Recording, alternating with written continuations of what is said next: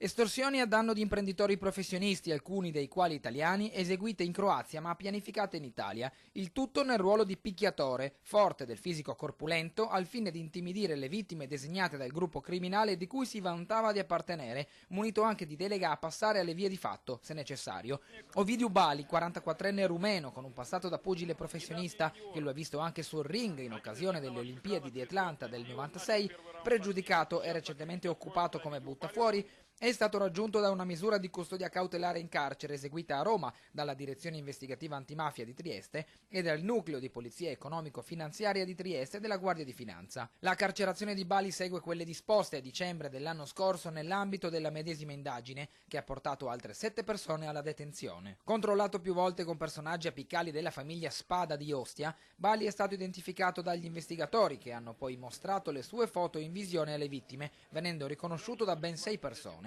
Il boxer ha avuto l'incarico di convincere, se così possiamo dire, di fatto anche con il ricorso alla violenza, le vittime a rinunciare agli ingenti crediti da essi vantati nei confronti di Fabio Gaiatto, il trader accusato di aver organizzato la truffa milionaria della Venice Investment Group, inducendole anche a cedere a quest'ultimo beni mobili e immobili senza alcun corrispettivo, nonché a fare consistenti prestiti che poi avrebbero dovuto confluire sul conto di società del faccendiere di Portogruaro.